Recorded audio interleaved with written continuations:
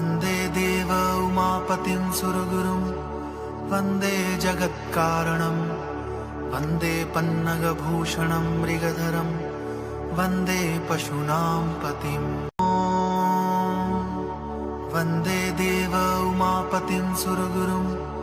वन्दे जगत्कारणं वन्दे पन्नगभूषणं मृगधरं वन्दे पशूनां पतिम्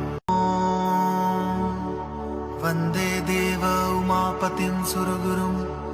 वन्दे जगत्कारणं वन्दे पन्नगभूषणं मृगधरं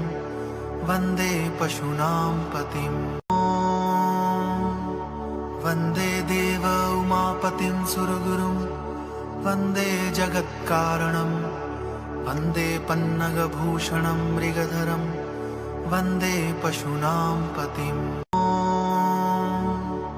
वन्दे देव उमापतिं सुरगुरुं वन्दे जगत्कारणं वन्दे पन्नगभूषणं मृगधरं वन्दे पशूनां पतिम् वन्दे देव उमापतिं सुरगुरुं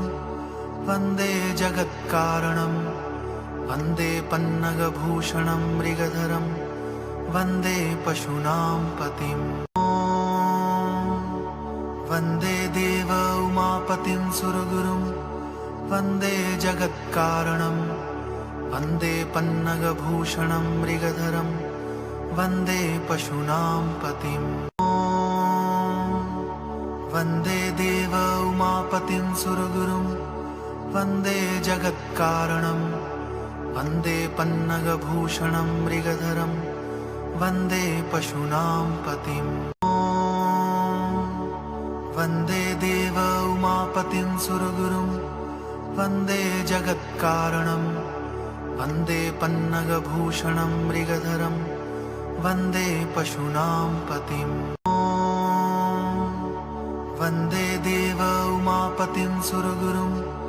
वन्दे जगत्कारणं वन्दे पन्नगभूषणं मृगधरं वन्दे पशूनां पतिम्।